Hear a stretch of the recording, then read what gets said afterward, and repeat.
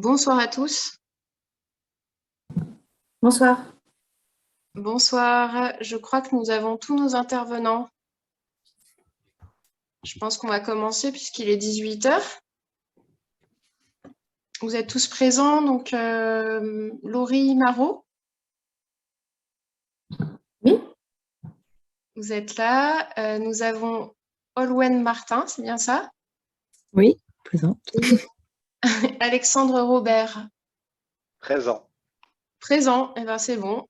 Alors, donc, aujourd'hui, nous sommes mercredi 23 mars, sixième semaine des auditions du Vrai Ségur, auditions d'experts en santé, pour aborder des thématiques très larges et très, très diverses en santé, pour faire les constats, mais surtout être force de proposition pour des changements en santé.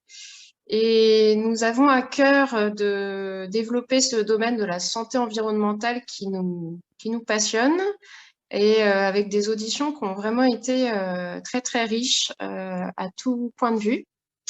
Et donc, nous récidivons du coup aujourd'hui avec nos trois intervenants. Donc, je vais vous laisser vous présenter. Honneur aux dames, toujours. On va commencer par vous, peut-être, Madame Olwen Martin. Est-ce que vous pouvez vous présenter? Oui, Un petit tour bonjour. de présentation et puis après, on vous laisse bien sûr développer sur les thématiques en santé environnementale. Je vous laisse parler. Oui, donc bonjour, je suis Hélène Martin. Moi, je suis professeure associée à University College London dans le Royaume-Uni. Je suis française de nationalité et je ne travaille pas dans le milieu de la santé, mais j'enseigne la santé planétaire en milieu universitaire. Au niveau de mes recherches, c'est plus axé sur les effets de la pollution chimique et la politique liée à la pollution chimique. D'accord. Ok. C'est depuis combien de temps vous travaillez sur ces thématiques? Donc, bon, l'enseignement de la santé planétaire, c'est depuis on a de 2018, 2019, donc assez récemment après l'émergence de cette discipline et la création de la Planetary Health Alliance. Mais pour ce qui est de la pollution chimique, ça fait beaucoup plus longtemps que ça. Ça doit faire presque 20 ans. D'accord. Ok. Vous pouvez nous préciser, du coup, en termes de pollution chimique, vous vous intéressez à des pollutions à grande échelle? Sur quel type de pollution? C'est très large. Oui, Est-ce c'est que vous très large. avez un focus en fait de recherche en fait là-dessus? Donc, c'est spécialisé sur les perturbateurs endocriniens D'accord. et les effets de mélange aussi. Ce sont les deux grandes issues sur lesquelles j'ai travaillé. Et moi, je ne travaille pas en laboratoire, donc c'est de la traduction ou de la synthèse des preuves et analyser comment c'est traduit dans la politique pour tout ce qui est pollution chimique. Donc, je suis aussi une des deux représentantes du Parlement européen à l'Agence européenne pour les produits chimiques. D'accord. Donc, c'est lié sur la politique de tout ce qui est produits chimiques. D'accord. Donc c'est à la frontière en fait entre les effets sur les populations, mais aussi éventuellement les leviers décisionnels qu'on peut avoir. Oui, Ce tout à qui est fait. passionnant, parce que c'est quand même l'idée, c'est de pouvoir faire changer les choses. Mm-hmm. Très bien. On va vous écouter un petit peu plus ensuite. Je vais laisser les autres intervenants se présenter. Laurie Marot. Oui, bonsoir. Bonsoir à vous. Laurie. Bonsoir, pardon. Vous m'entendez bien? Il n'y a pas de problème. On vous entend très bien, il n'y a aucun problème. Je suis enseignante-chercheuse à l'École des hautes études en santé publique. Ma discipline initiale, c'est les sciences de gestion. Et je m'intéressais plus spécifiquement, parce que j'ai fait ma thèse dans une école d'ingénieurs, aux usages, on va dire, du numérique dans les organisations. Et en post-doctorat, je me suis orientée sur la question de l'usage du numérique dans les organisations de santé. Et j'ai été recrutée à l'école de santé publique sur cette thématique. En parallèle de ça, j'ai travailler, on va dire, le sujet de la transition écologique à titre personnel. J'ai commencé à faire des travaux sur la question de la soutenabilité numérique et du numérique en santé. Donc là, j'ai travaillé notamment avec la délégation du numérique en santé. Un rapport qui a été publié l'année dernière qui s'appelle l'impact environnemental du numérique en santé. Et puis, progressivement, j'ai monté une formation au sein de l'HESP pour que l'ensemble des étudiants et élèves fonctionnaires de l'école aient accès à un minimum de formation sur les enjeux environnementaux. Et je participe avec des collègues médecins aussi à des UE qui se sont créés autour de la thématique santé, environnement, santé planétaire. Voilà. Et à côté de ces activités rémunérées, j'en ai d'autres qui me prennent du temps, comme être chef de projet pour une association qui s'appelle The Shift Project, qui est centrée sur la décarbonation de l'économie. Et donc, il y a eu un grand plan de transformation de l'économie française qui a été mené par le Shift Project depuis le premier confinement.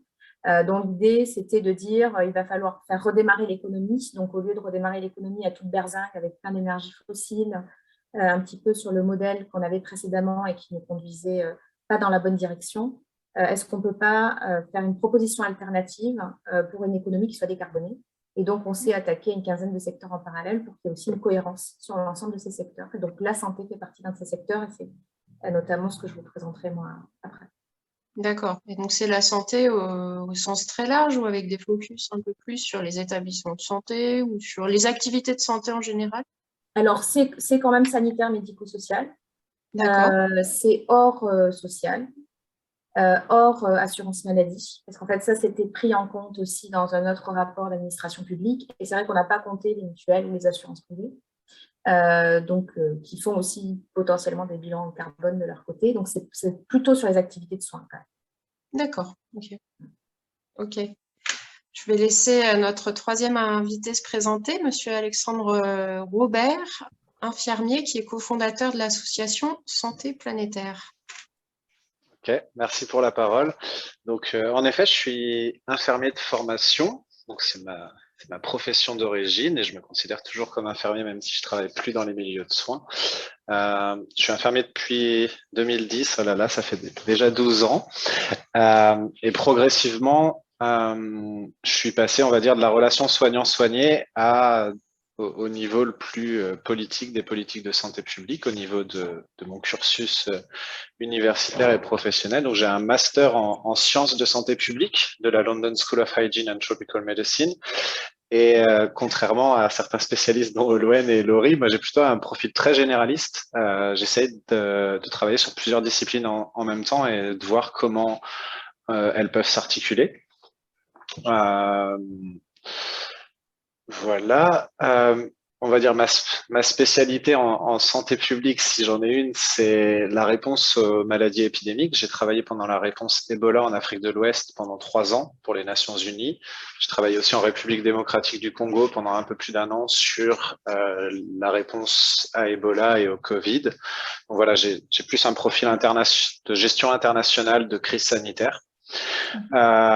Ça m'a amené progressivement à travailler sur la santé planétaire, notamment quand j'ai vu et pris conscience via la science que notre pression sur l'environnement et sur les forêts créait des conditions de maladies, d'épidémies telles qu'Ebola en Afrique de l'Ouest. Et donc, j'étais représentant des étudiants pour le réseau de santé planétaire à la London School en 2018-2019. Et on s'est rendu compte que cette approche, la santé planétaire, n'était que très peu discutée et mise en avant en France. Et on a décidé, avec une vingtaine de professionnels français, de créer l'Alliance Santé Planétaire. Et voilà, maintenant, on essaie de travailler à promouvoir cette approche dont on vous parlera tout à l'heure. Très bien. Ok, bah justement, j'avais peut-être une première question. Comment est-ce que vous définiriez, comment est-ce que vous amèneriez cette santé planétaire? Je vais laisser Olwen répondre. Très bien. Donc oui, la santé Olwen. Pardon. Donc, oui. La santé planétaire, c'est une nouvelle discipline qui prend une approche holistique et transdisciplinaire, qui est basée sur la reconnaissance que la santé humaine dépend aujourd'hui de la santé du monde du vivant. Donc, de nos jours, nos connaissances médicales et scientifiques, renforcées par celles des écosystèmes, sont sans équivoque et nous permettent de l'affirmer. La dégradation en cours des systèmes naturels de notre planète, c'est un danger très clair et immédiat pour la santé de tous et toutes à travers le monde. Donc, c'est toutes les dimensions de la santé et du bien-être humain qui sont désormais affectées par le changement environnemental global. Et ce constat scientifique, il n'est plus possible, et sans équivoque, il n'est plus possible de protéger la santé humaine sans changer de cap. Donc, on appelle ça appelle à une transition juste et mondiale de notre mode de vie qui est nécessaire pour optimiser la santé et le bien-être des personnes du monde vivant dont nous faisons partie. Ce n'est pas une discipline entièrement nouvelle, elle est héritière de travaux tels que ceux de la biologiste Rachel Carson, qui a écrit Le Printemps silencieux, ou du médecin biologiste français René Dubos.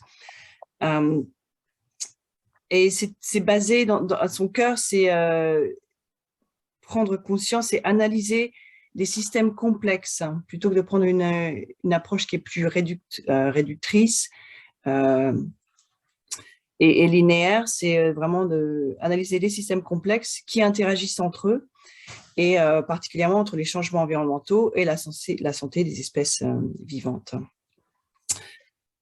Donc, c'est une science, c'est une discipline qui émerge vers 2014 avec la publication dans l'ANCET un manifeste de la santé publique à la santé planétaire, qui a été suivi par un autre texte fondateur qui est Préserver la santé humaine à l'époque de l'Anthropocène dans la même revue, et c'est suivi dans les années qui suivent par la création de la Planetary Health Alliance et aussi le lancement d'une revue scientifique spécialisée. Je dirais aussi que ce n'est pas une discipline qui est limitée à l'analyse, c'est aussi une discipline qui est orientée vers les solutions. Donc, il y a de grandes ambitions pour la santé planétaire, c'est atteindre le plus haut degré de santé, le bien-être et l'équité possible, dans le respect des limites planétaires, mais tout en tenant compte des enjeux économiques, politiques et sociaux. C'est ce qu'ils appellent la grande transition. Et cette nouvelle approche holistique, c'est pour faire face aux effets du réchauffement climatique, l'effondrement de la biodiversité, et mettre en avant des solutions qui sont fondées sur les preuves. Et il y a plusieurs exemples de co-bénéfices pour certaines de ces solutions qui sont gagnant-gagnant, en fait. Si on prend l'exemple des systèmes alimentaires et agricoles, on peut penser à des systèmes qui soient résilients, qui permettent à la fois de lutter contre la dénutrition ou la surnutrition, la malnutrition, mais aussi réduire les déchets, diversifier les régimes alimentaires et minimiser les dommages environnementaux. Donc voilà, donc ça requiert un changement assez fondamental de la façon dont nous habitons notre planète. Et pour réaliser cette grande transition, nous devons opérer des changements structuraux, rapides, profonds, dans la plupart des aspects de l'activité humaine. Donc ça, c'est la manière dont nous produisons, nous consommons les aliments, l'énergie, les produits manufacturés, la façon dont nous construisons et habitons nos villes, ainsi que la façon dont nous apprécions et mesurons la croissance, par exemple, le progrès, le développement, et comment nous nous gouvernons nous-mêmes. Et ça requiert une collaboration entre les professionnels, les chercheurs et les décideurs politiques. D'accord, très vaste. Alors, j'ai dans l'idée, mais c'est une vision très partielle des choses, qu'en fait, on est dans une ère où on va en fait essayer de limiter les dégâts, et qu'on est déjà dans une phase où on est avec des dépenses énergétiques qui ont été bien supérieures bien sûr supérieures aux capacités notamment de notre système terrestre, et qu'on est dans un système où en fait on est là surtout pour entre guillemets limiter les dégâts. Et du coup, dans ce contexte de santé planétaire, est-ce qu'on est là que pour ça, ou est-ce qu'on peut quand même agir et changer des choses? parce que ça donne l'impression qu'en fait, on est déjà là pour absorber des changements et pour essayer de limiter leurs impacts, en fait. Est-ce que c'est une vision partielle, fausse est-ce que vous pouvez nous éclairer là-dessus? Si vous Non, je comprenez. pense pas que ce soit faux. Je pense qu'il va falloir limiter les dégâts, mais je pense qu'il faut aussi faut pas avoir peur d'être ambitieux et de penser à des économies qui soient régénératrices. Donc, il faut aussi essayer pas seulement de limiter les dégâts, mais de réparer les dégâts, en quelque sorte. Donc, réparer, c'est au niveau de la planète et au niveau de l'humain aussi. Oui. Oui. Est-ce que vous voulez réagir, Laurie? Je pense même pas que ce soit ambitieux de dépasser l'idée de réparer les dégâts. Ouais. C'est une réponse humble, mais je pense que c'est nécessaire et cohérent. Olwen, je crois qu'on se rejoint sur ce point-là. Dans le cadre de la décarbonation, vous avez préparé plein de petites slides, mais je pourrais vous les envoyer si vous voulez. Dans le cadre de la décarbonation… Vous voulez les partager? Je vais vous mettre en co-animateur, mais… On est plutôt dans le cadre d'une discussion, là, donc c'est pas grave. Oui, tout à fait. Les éléments de tête, et puis je peux les envoyer dans la discussion, comme ça les gens pourront la regarder en Si. Dans le cadre de la décarbonation, en fait, on s'est rendu compte qu'on a autour de 45 millions de tonnes équivalent CO2, donc il faut voir, ça sera peut-être 38, ça sera peut-être 47, parce que bon, il y a des facteurs d'émission, notamment sur les médicaments et les analyses de cycle de vie qui sont très compliquées à obtenir. Il y a d'ailleurs des personnes qui critiquent les bilans carbone pour ça, en disant on n'a pas des facteurs d'émission suffisamment précis, ça ne sert à rien de le faire. C'est sûr que quand on ne fait pas, bon, on peut. Mais en tout cas, on a un ordre de grandeur. Ça nous permet d'affirmer qu'on est autour de 6-8% de l'empreinte nationale qui est consacrée aujourd'hui au fonctionnement du système de santé, plus spécifiquement même du système de soins. Donc, c'est très significatif sur la participation au changement climatique au niveau national. Et quand on a déroulé là, les mesures qu'on avait pour le rapport du Shift Project, on commence par des mesures cohérentes, c'est-à-dire on va regarder les gros postes et puis on essaye de progressivement d'aller vers les plus petits postes. Pour vous donner une petite idée, hein, c'est bien achat de médicaments, dispositifs médicaux qui arrivent en tête, puis vous avez les déplacements, puis vous avez les immobilisations, l'alimentation, la consommation de chauffage, etc. Et puis vous avez un petit 1,5% qui correspond aux déchets.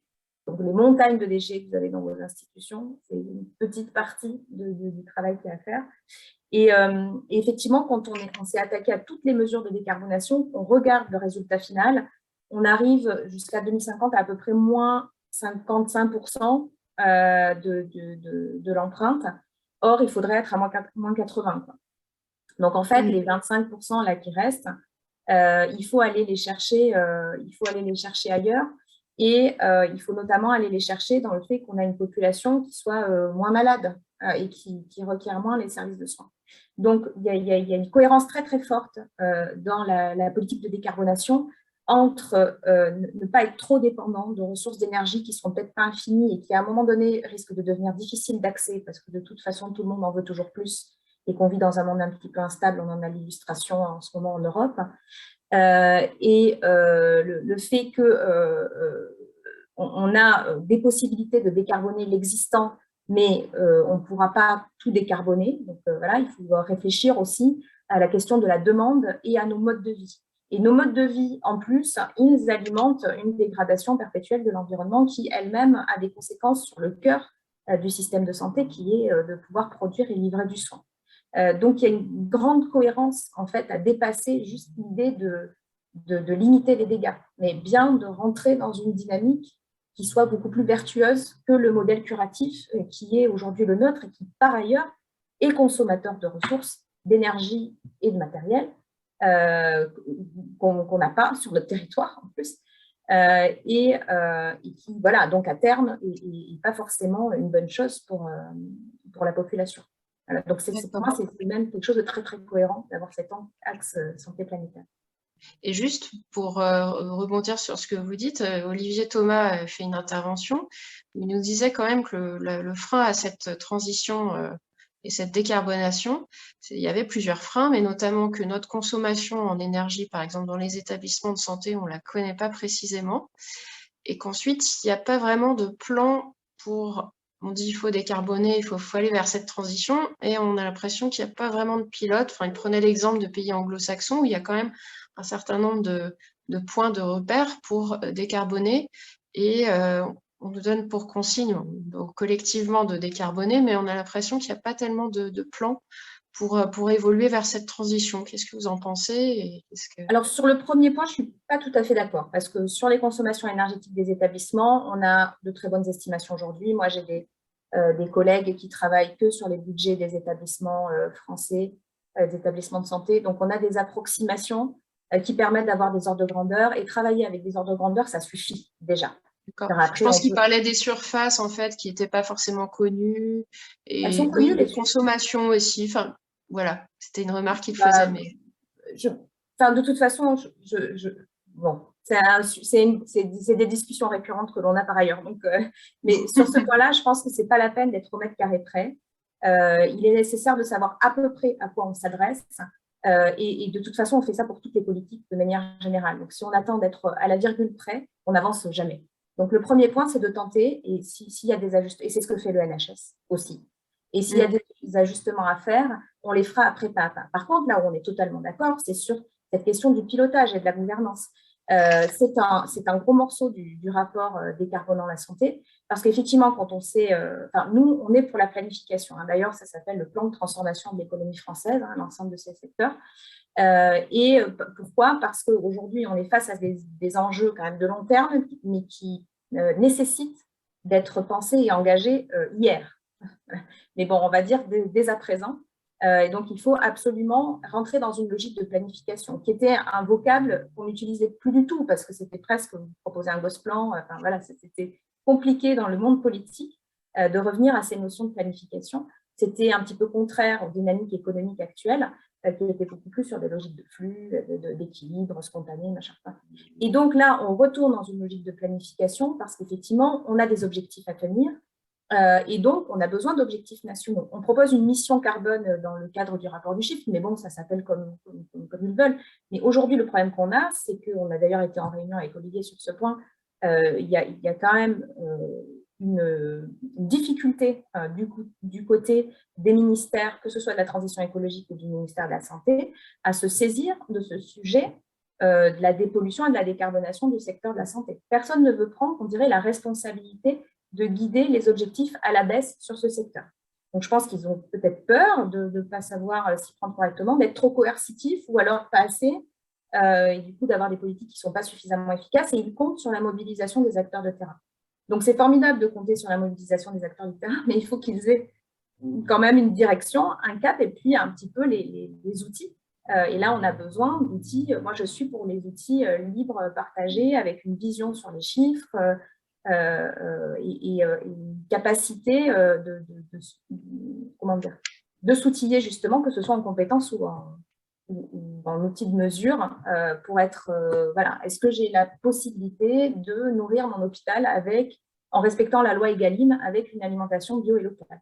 Bon, ben, aujourd'hui, beaucoup d'établissements vous répondront, on est un peu en chaussettes sur ce sujet, parce que si on fait ça, on va presque multiplier par 2 l'enveloppe alimentaire. Donc, comment on fait? On ne peut pas faire. Donc voilà, donc outiller aussi ces gens avec de l'incitation financière. Il faudra à un moment donné être sur ces sujets d'incitation financière. On avait pensé à l'IFAD avec une personne qui travaille aujourd'hui à la FHF, mais qui a été directeur d'établissement. Donc après l'IFAC, après l'incitation financière à la qualité, pourquoi pas une incitation financière au développement durable, mais il faudrait presque que ce soit plus englobant que ça, parce que je suis convaincue, moi, que notamment la décarbonation, c'est un enjeu de résilience pour le secteur de la santé, et pas seulement un enjeu écologique, même si je trouve que la dimension écologique est suffisante en soi pour y aller. Ce n'est pas forcément partagé par tous. Par contre, la résilience du secteur, c'est un enjeu qui est beaucoup plus partagé du côté des politiques de tout bord. Il y a des choses qui se profilent justement pour dessiner cette transition. Est-ce qu'il y a des mesures qui se profilent? Parce que c'est vrai qu'il y a des initiatives qui se font au niveau des établissements, des initiatives pilotes, mais on a un peu l'impression d'être sur des îlots un peu séparés, et que ça manque je termine là-dessus. Stratégie globale, quoi. Je veux pas monopoliser la parole, mais en fait, sur la question de ce qui est mis en place aujourd'hui au niveau gouvernemental, c'est un peu flou. Bon, il y a eu un appel, il y a eu plusieurs, alors un appel à manifestation d'intérêt et un appel à projet. Le premier, c'était pour déployer des conseillers en transition écologique et énergétique dans 150 établissements. Donc, bon, c'est un projet pilote. Et puis, il y a un autre projet qui s'est déployé. Donc, ça, c'est la NAP, en collaboration justement avec Olivier Thomas, sur la question de déployer des acteurs consultants dans les établissements en RSE. Donc, c'est 5 jours d'accompagnement dans les établissements. Je ne suis pas contre le fait de mobiliser des forces dans la RSE, conseil en RSE en santé, on en a besoin parce qu'on n'a peut-être pas assez de connaissances aujourd'hui sur le sujet. Par contre, ça ne peut pas, et ça ne devrait pas, de mon point de vue, remplacer une politique nationale de décarbonation de la santé avec des objectifs et un pilotage qui est concentré au niveau du ministère. Il faut qu'il y ait une tête pensante de ces projets de RSE, sinon, finalement, ma crainte, c'est qu'on déploie des moyens, mais qu'on ne donne pas la possibilité aux établissements et aux acteurs de terrain, après, de maintenir cet effort qui aura été fait et que ce soit un peu un one-shot. Donc là, il y a une stratégie de fond et c'est pour ça qu'on a proposé cette mission carbone. Il faut vraiment que ce soit inscrit dans la logique des établissements. Je suis tout à fait d'accord, ouais. Sinon, ça pourra pas effectivement durer dans le temps, ouais. Vous avez tout à fait raison. Alexandre Robert, vous voulez réagir là-dessus, sur cette question de la transition énergétique, la décarbonation ou sur Non, je pense que Laurie est une des grandes expertes françaises sur le sujet, donc je suis plutôt tout à fait d'accord avec elle. Par contre, ma réaction, elle est sur, on va dire, la dimension, le focus, si je puis dire. Donc c'est extrêmement important, la décarbonation du système de santé, mais dans les problèmes auxquels on fait face actuels, ils sont multidimensionnels. Et en fait, il y a plein d'autres impacts à prendre en compte, aussi en dehors du secteur de la santé. Et nous, à l'Alliance Santé Planétaire, c'est ce qu'on essaie de pousser comme approche, de dire, en fait, il faut une hiérarchisation, une priorisation des actions. Et en effet, la transition écologique, la décarbonation, elle est importante, mais il y a aussi d'autres gaz à effet de serre qui contribuent dans d'autres secteurs. Et il y a aussi d'autres problèmes de changement global que sont l'effondrement de la biodiversité. C'est peut-être plus grave à court et moyen terme que le changement climatique.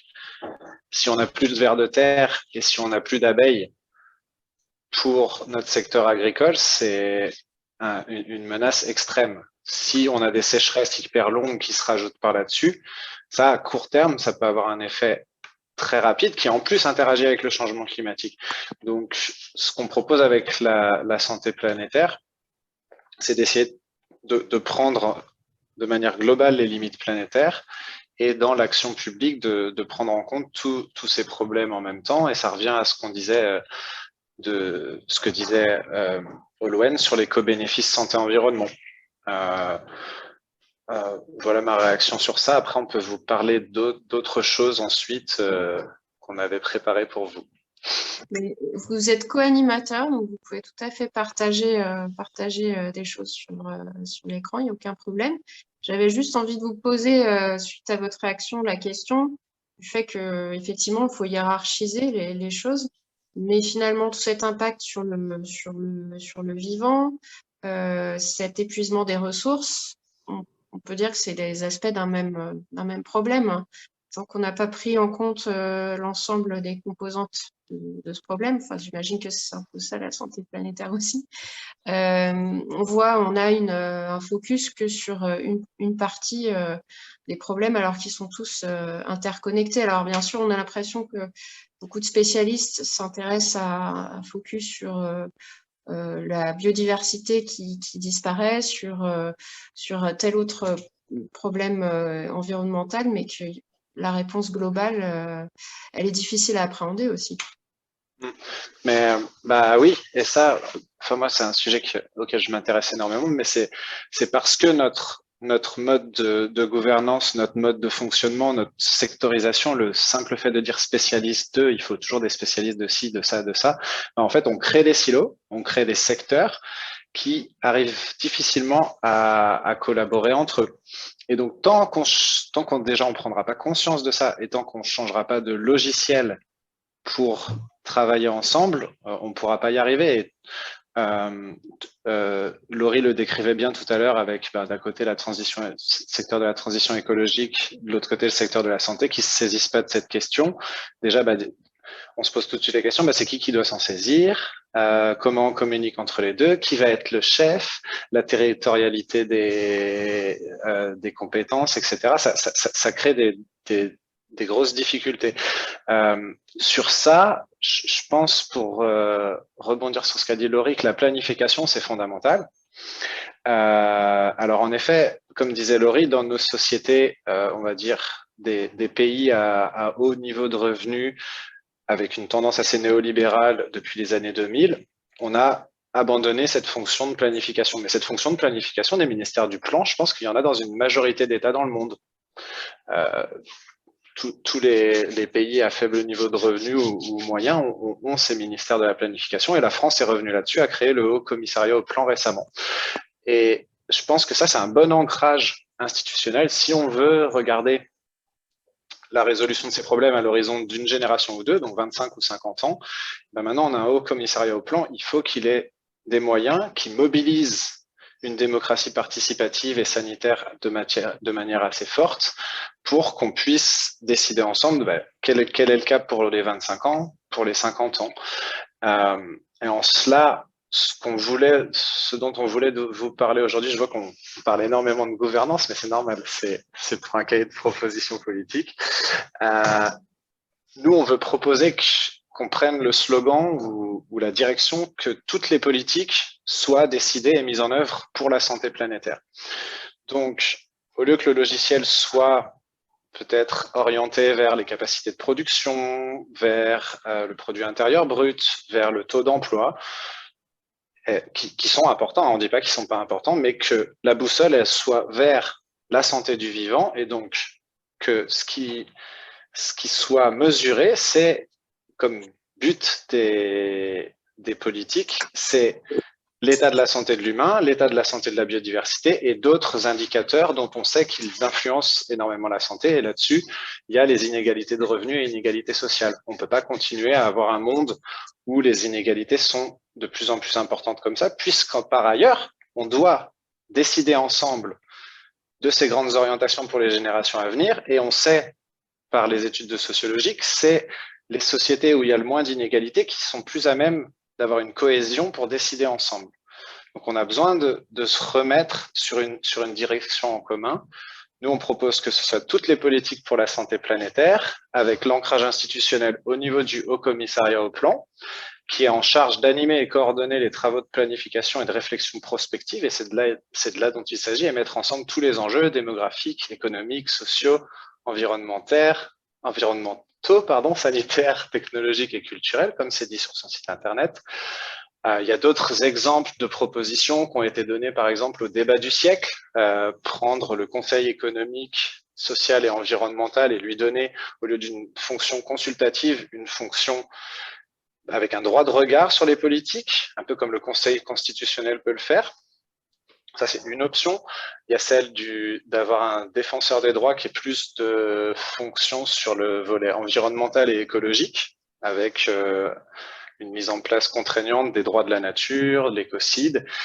Ça, c'est pour la nature, mais il y a aussi le droit des générations futures. Ce qu'on fait aujourd'hui, on solde les conditions de qualité de vie des générations futures qui prend en compte dans nos gouvernements et dans nos sociétés ce facteur. Il faut qu'il y ait en tout cas une instance qui dise bah oui, mais quand on continue comme ça, on solde l'avenir de nos enfants et de leurs enfants.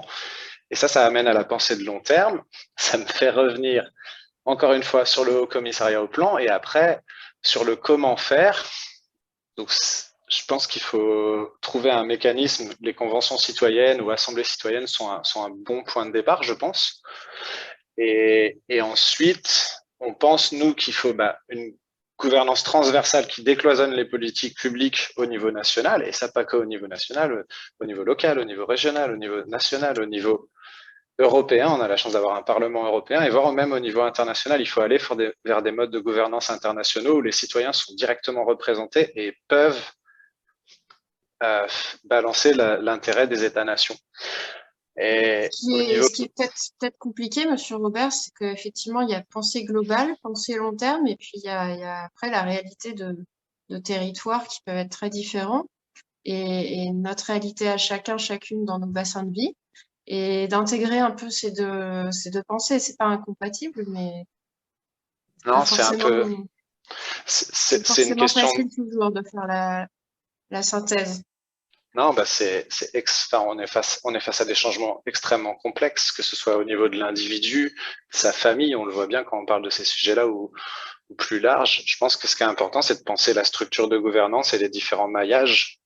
Il faut que ça ventile entre le local et le régional, entre les régions, au niveau national, entre les nations, et ainsi de suite. Quand les problèmes sont planétaires, on va avoir besoin d'un mode de gouvernance planétaire.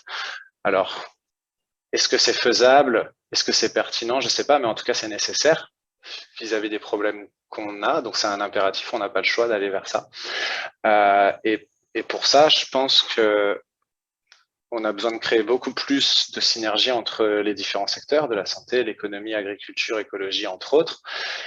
Et il faut voir comment on peut créer des instances supraministérielles qui s'occupent, on va dire, des sols, de l'air, des océans et de la biodiversité ou de l'humain.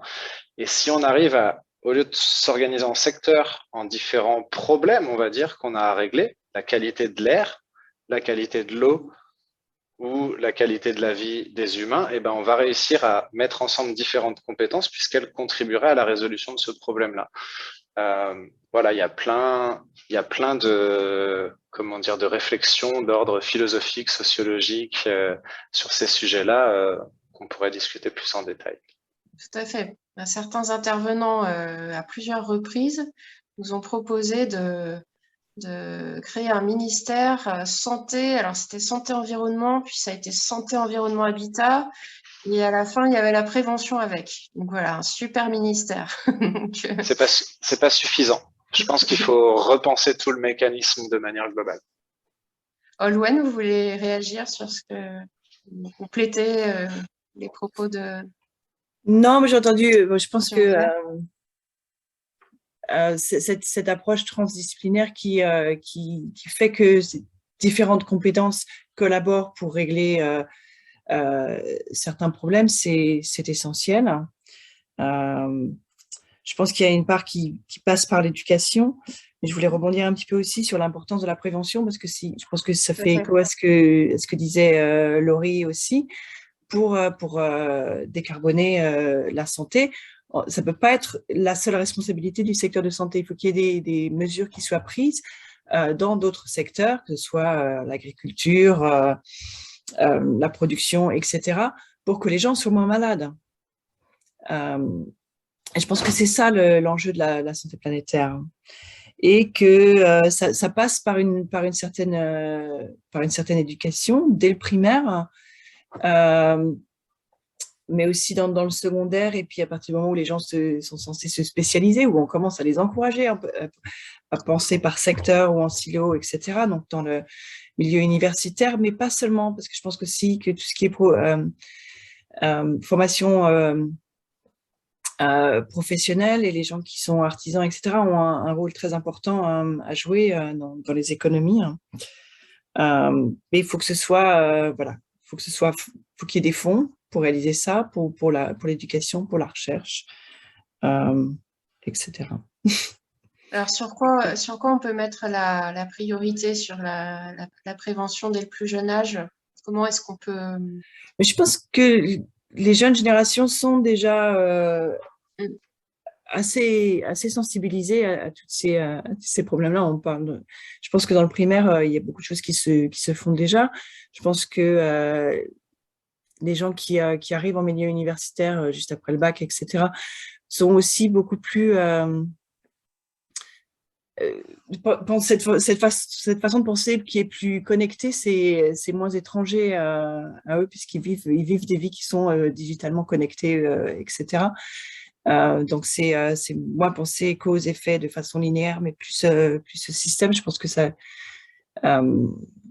leur vient plus naturellement, plus intuitivement. Mais je pense qu'il y a aussi un travail à faire pour rééduquer ceux qui sont les preneurs de décision aujourd'hui. Et pour faire une place aux plus jeunes générations aussi. Hein. Oui, tout à fait. Laurie Marot voulait rebondir là-dessus et peut-être aussi nous dire qu'est-ce que justement le numérique, en quoi le numérique peut nous aider.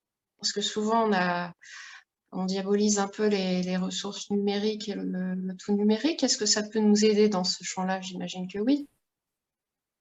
Alors, c'est un peu, comment dire, d'un point de vue scientifique, c'est pas encore très clair. Ouais. Alors, je vais essayer de, juste pour pas oublier certains éléments, je pense que le secteur de la santé, il a un rôle très particulier quand même dans cette histoire de transition écologique. La santé, c'est une porte d'entrée vers les comportements écologiques qui n'est pas très coûteuse, enfin, qui peut être coûteuse, mais quand on le fait pour son bien, c'est différent que quand on le fait pour la planète en général. Et en plus de ça, c'est quand même des échéances qui sont plus courtes que les changements climatiques qui sont à des échelles de quelques centaines d'années. On sait très bien que si on ne fume pas, par exemple, on capitalise sur sa santé à des échéances qui sont de quelques dizaines d'années. Si on fait un peu d'activité sportive, etc. Enfin, il peut y avoir les co-bénéfices santé-environnement sont quand même, je trouve, des portes d'entrée très, très puissantes pour amener les gens à avoir des comportements qui soient plus écologiques et de fait, rentrer dans une dynamique un petit peu différente de celle qui existe aujourd'hui. Je ne crois pas une seconde qu'on changera de paradigme sur la base de « il faut sauver la planète ». Parce que voilà, il a fait 40 degrés d'anomalie en Antarctique la semaine dernière et la vie continue comme si de rien. S'il faisait 40 degrés d'anomalie sous nos latitudes, on serait tous morts. Enfin, c'est juste ça qu'il faut. Bon, j'imagine que le système climatique est un peu plus complexe que ça, mais moi, ça m'a quand même mis un petit coup de. Voilà. Pour la question du ministère Santé-Environnement, je reviens juste enfin à la question du numérique. Ça a déjà été évoqué. Il y a un papier d'ailleurs qui était sorti, je ne me rappelle plus de l'auteur, mais faut-il fusionner le ministère de la Santé et de l'Environnement? L'environnement, c'est déjà le ministère de l'Environnement et de l'Énergie. Donc, c'est déjà deux ministères qui ont fusionné. Ça n'a pas forcément été très simple. Aujourd'hui, on est encore sur des épistémologies, des façons de penser, des disciplines qui sont assez différenciées dans la tête des personnes qui sont soit du côté de l'environnement, soit du côté de la santé. Moi, je pense qu'il faudrait presque une espèce de droit de veto, comme on en parlait Alexandre, effectivement sur les dimensions santé-environnement. Excuse-moi, je vais juste d'avoir des perturbateurs, non pas endocriniens, mais plein d'énergie aussi. Et vous m'entendez toujours? Parce que la porte est fermée. Oui, tout à fait, oui. Et donc, je crois qu'il y aura une difficulté en pratique à rendre ce ministère santé-environnement effectif, mais il faut absolument essayer de trouver un moyen d'évaluer à travers une espèce de filtre santé-environnement l'ensemble des politiques qu'on mène aujourd'hui. Toutes les politiques de mobilité, d'industrie, d'agriculture, enfin, toutes les politiques devraient passer à travers ce filtre parce que c'est la porte d'entrée. Pour des raisons de santé, les gens seront prêts à faire des choses qu'ils ne seront jamais prêts à faire pour n'importe quelle autre raison qu'ils soient. Enfin, c'est le sentiment que j'ai. Après le passage de la pandémie, je suis un peu plus convaincue encore. Et sur la dimension numérique, c'est compliqué parce que le numérique engendre des besoins. Il engendre beaucoup d'effets rebonds. Donc, c'est un système qui fonctionne un peu en parallèle des autres systèmes et qui va venir alimenter un certain nombre de besoins. En télémédecine, par exemple, le numérique a tendance à élargir l'offre de soins, beaucoup plus qu'à substituer. Alors, pendant la Covid, personne ne pouvait se déplacer, ça nous a beaucoup aidé parce qu'on était vraiment dans une situation extrêmement contrainte. Mais dans des logiques quotidiennes où les gens peuvent se déplacer et faire ce qu'ils veulent, finalement, les services numériques peuvent s'ajouter à d'autres services ou les compléter, ou voilà. Et ça ne sera pas forcément une économie directe d'énergie. Pour ce qui est de la transmission d'informations, moi, je dois une grande partie de ma compréhension du sujet au dispositif numérique. Donc, c'est quand même, ça, c'est vrai qu'on ne peut pas enlever au numérique le fait que ça nous permet quand même d'avoir accès à de l'information qu'on n'aurait pas par ailleurs. Mais là encore, c'est biaisé parce que je suis quelqu'un d'éduqué, du supérieur, etc. Et en fait, je sais quoi aller chercher comme contenu numérique sur la toile. La majorité des contenus qui sont consommés aujourd'hui, c'est des vidéos à 80%. Un tiers de ces vidéos, c'est de la pornographie. Donc, partir du principe que… Et puis, un tiers, c'est Netflix et un tiers, c'est YouTube. Voilà. Donc, partir du principe que les gens vont se diriger spontanément vers ce qui va leur permettre de s'élever ou de comprendre les problématiques qui sont en face d'eux, c'est ne pas prendre en considération le fait que c'est aussi une question sociologique, l'usage du numérique. Et par ailleurs, il y a toute la dimension d'insoutenabilité de la croissance du numérique aujourd'hui. Donc, accompagner une croissance numérique dans les services de santé, notamment, qui serait exponentielle, ce n'est pas cohérent avec ce qu'on s'est dit avant. Donc là encore, il faut regarder les besoins réels et être conscient des limites et s'auto-limiter. Parce que la question des limites planétaires, et j'avais fait une petite slide, je vous enverrai PowerPoint, je n'arrive pas à le mettre dans la discussion. J'avais fait une petite slide où on voit les 9 limites planétaires et puis avec les nouvelles entités plastiques qui avaient été évaluées récemment par le centre de résilience suédois, dont je ne me rappelle plus le nom exact. On voyait qu'on avait dépassé ce qu'on aurait dû produire en entités nouvelles de plastique, etc. depuis longtemps. Mais en fait, on ne s'en aperçoit pas de suite. Et c'est la logique du coyote, vous savez, le dessin animé du Bip Bip et Coyote là, qui se court après. Toujours le coyote arrive en haut de la falaise, il continue de courir, et puis il se rend compte beaucoup trop tard qu'il est au-dessus du vide et qu'il est happé par la gravité. Et en fait, la limite planétaire, c'est le même fonctionnement. C'est-à-dire qu'on va continuer de courir pendant un moment, mais en fait, on n'aura plus rien sous les pieds et on ne va pas s'en apercevoir dessus. Vous pouvez, avec votre argent, vivre jusqu'au dernier centime au Plaza Athénée, que m'a fait découvrir une amie. Je ne suis jamais mis le pied dedans, mais voilà. Son mari y travaille. Donc, vous pouvez vivre jusqu'au dernier centime à 1 500 € la nuit. Mais vous ne pouvez pas le faire infiniment si vous n'avez pas des moyens infinis. Voilà. Donc, en fait, on ne se rend pas compte qu'il n'y aura pas d'avertissement réel de ces problèmes de limites planétaires. Et donc, on ne le ressentira pas avec nos sens. Donc, en fait, c'est un peu ça que je disais tout à l'heure sur le fait de limiter les dégâts, entre guillemets, puisqu'on a des impacts quand même très violents déjà sur la santé, on l'a vu avec la pandémie, et puis sur les vagues caniculaires, hein, donc des phénomènes dont on peut se protéger, se prémunir, bien sûr, on peut penser les choses autrement, mais on les subit aussi, quoi. Oui. Mais ça ne veut pas dire voilà, faut rien faire pour changer les choses, effectivement. Et c'est pour ça qu'il y a une nécessité de regarder, d'où le plan, une atténuation de notre empreinte, parce que là, il faut arrêter d'augmenter la température, c'est vital. Donc, il faut regarder l'atténuation et l'adaptation. Et en fait, quand on fait une adaptation qui est bien réalisée, c'est une adaptation qui permet aussi d'atténuer son empreinte. Et là encore, c'est un argument qui est fort. Par exemple, pour les managers d'établissement, leur dire vous allez adapter votre établissement à ce que sera l'environnement dans 5, 10, 15 ans, même s'il ne reste pas aussi longtemps sur les postes. Mais ça vous permet quand même de leur donner un argument, comment dire, stratégique, managérial, pour agir aussi dans cette direction-là. Isoler un bâtiment, c'est atténuer son empreinte et c'est aussi préserver la santé des individus qui s'y trouvent quand dehors il fait 45 degrés. Parce qu'aujourd'hui, déjà, il y a des blocs opératoires qui ferment quand il fait chaud. Hein.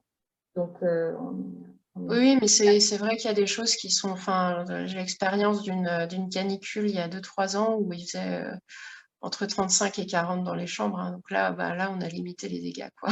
C'est réel, quoi. Ouais. Christelle si je peux... oui, pardon, excusez-moi, monsieur. Ouais, je voulais juste me permettre, je voulais juste me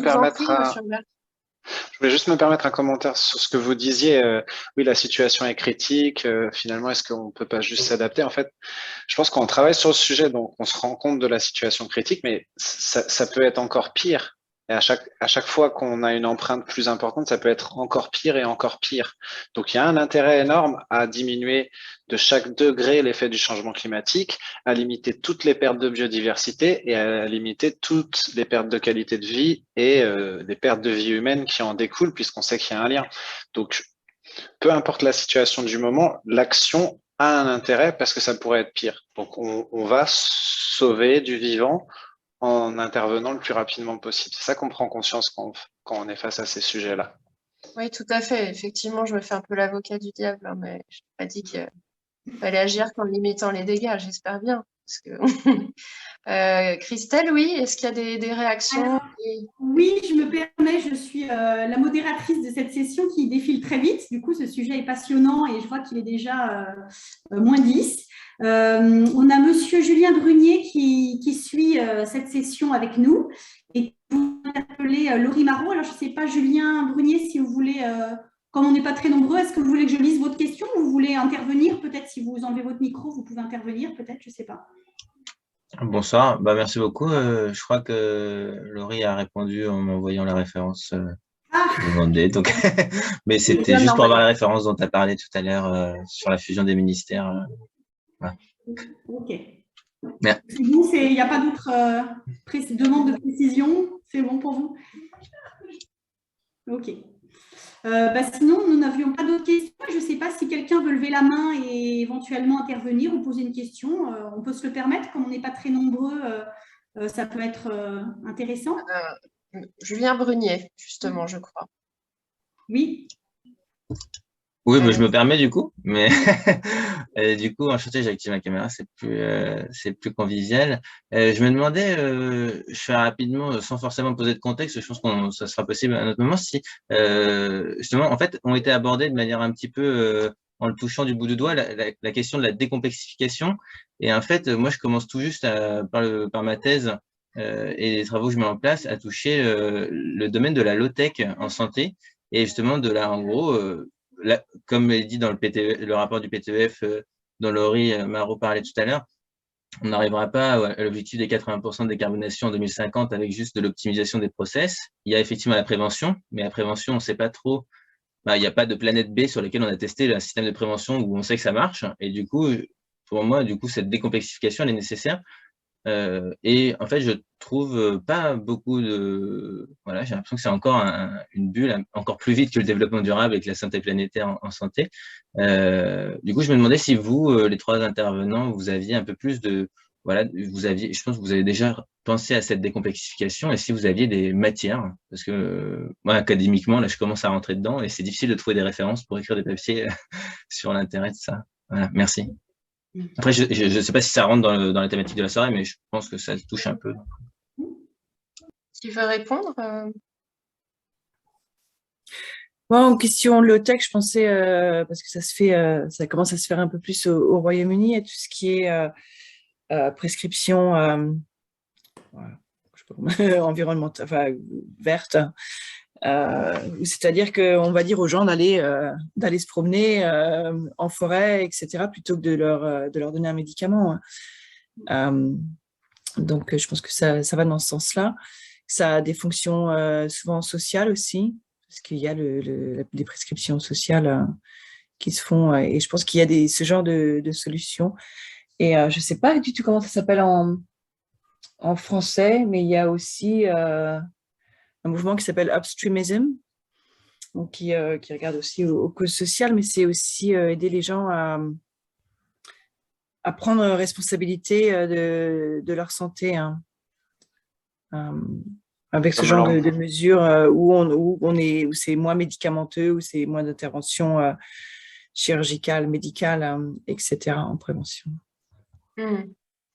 Effectivement, je ne sais pas si on peut trouver un mot qui engloberait tout ça, mais je pense voir ce que vous voulez dire, mais ou une santé intégrative, mais bon, c'est peut-être un peu vague comme terme, mais je vois un petit peu de quoi vous voulez parler.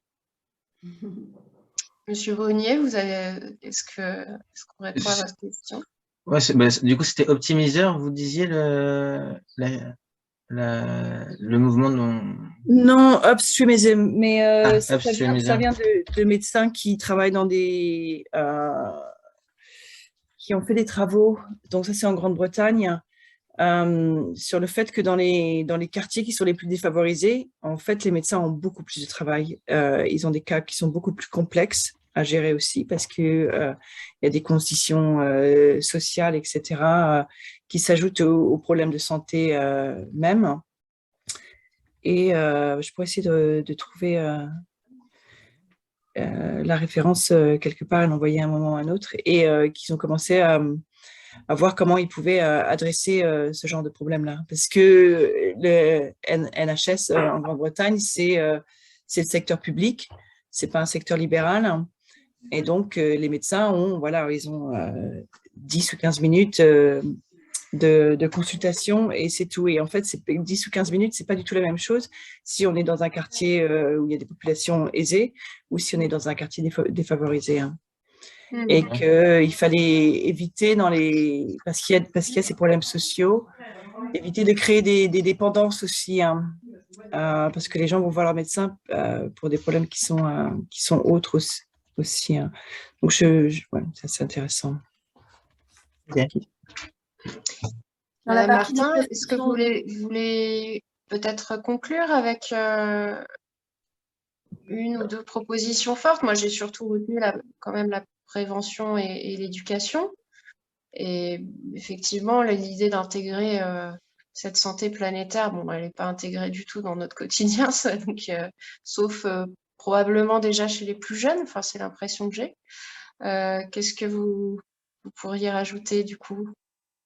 Quels efforts peut-on faire pour faire progresser les choses? Je ne sais pas, je crois que Alexandre avait 3 propositions. Oui, alors, vous voulez peut-être en parler, Alexandre, directement?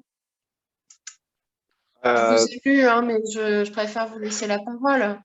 D'accord, c'est ce qu'on avait préparé ensemble. On a discuté avec Laurie tout à l'heure à 17h30. Donc, il y avait 3 niveaux de propositions un peu selon nos profils et puis l'approche de la santé planétaire.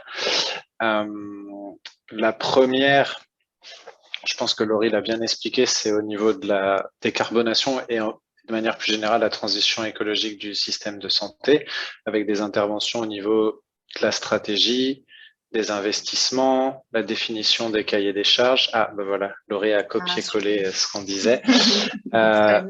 L'identification et le partage de bonnes pratiques, un fonds dédié à la transition écologique et puis avoir une prise en compte des critères environnementaux et le respect des accords nationaux, puisqu'il y a aussi un cadre international à tout ça.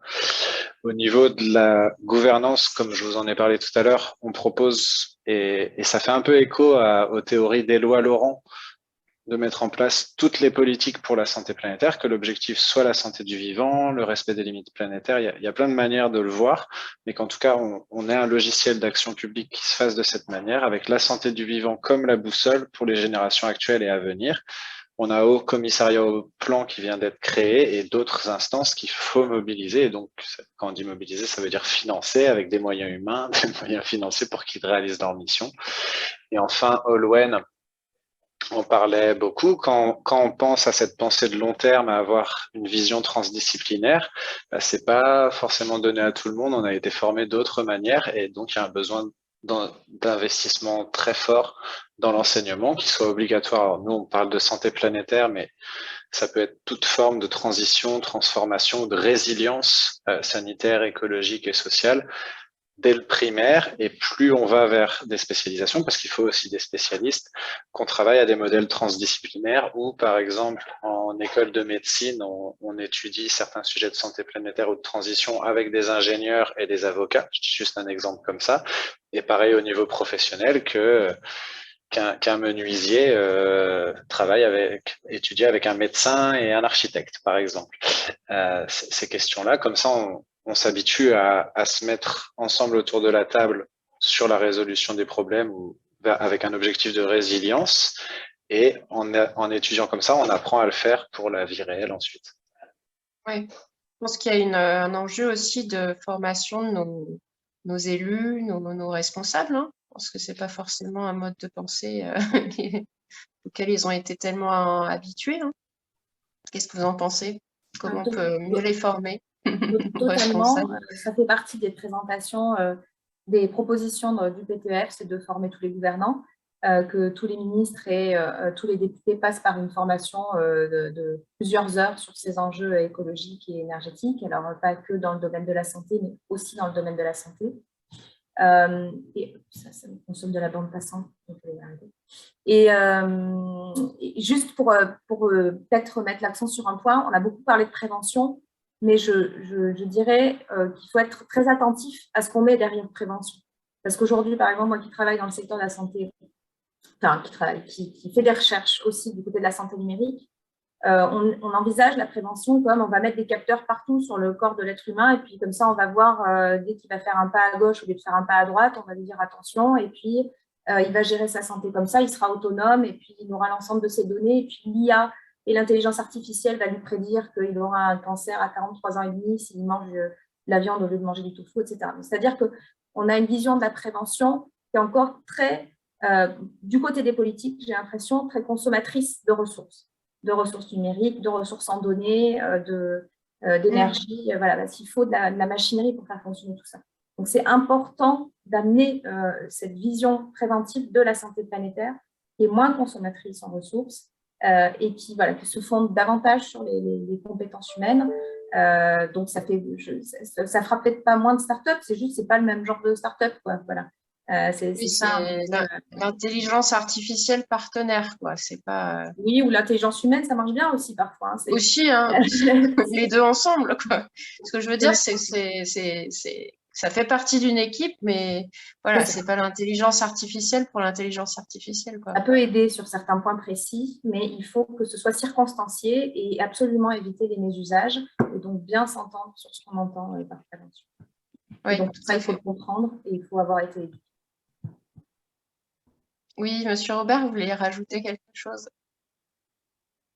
Non, j'ai juste commenté, et Laurie en parle souvent, de la sobriété d'abord, qu'il faut d'abord penser qu'on doit réduire nos usages de numérique avant tout, puisque ça a une empreinte énorme. Sur le numérique ce soir. Ah, mais je disais dans la semaine que le nouveau Data Hub au Texas qui fait du Bitcoin, il va consommer la moitié de la capacité d'une centrale nucléaire moyenne. Juste pour donner un exemple. Et la Chine a arrêté. Hein. La Chine a arrêté de produire de la crypto-monnaie parce que c'était trop énergivore. Donc, je veux dire, on est sur un système non démocratique. Là, ils ont vu qu'en termes de plan, ça ne marchait pas. Tout est parti au Kazakhstan et ça a fait un shutdown au Kazakhstan qui n'avait pas les moyens électriques de pouvoir assurer la production de la crypto-monnaie. Donc, je veux dire que c'est des problèmes très concrets qui se posent déjà à nous aujourd'hui sur les enjeux numériques. C'est une parenthèse numérique, c'est juste pour dire attention à ce qu'on met derrière. Ok, je vois que Christelle Valdet était entrée dans l'audition. Est-ce que tu auras une question, Christelle? Moi, je sais que tu n'as pas assisté à l'audition, peut-être. Oh non, juste pour vous saluer. Christelle Valdet, juste pour expliquer, elle est très impliquée en santé environnementale et dans son établissement. Absolument. Également. Hein, je suis très impliquée. Alors nous, on est très impliqués notamment sur la question du recyclage. Ça fait 12 ans qu'on recycle de manière avec un parcours parallèle le plastique, le papier, le verre, mais essentiellement le plastique, puisque nous sommes les plus grands pourvoyeurs. Hein, l'hôpital, on le sait, depuis 20 ans maintenant, l'usage unique a transformé les usages.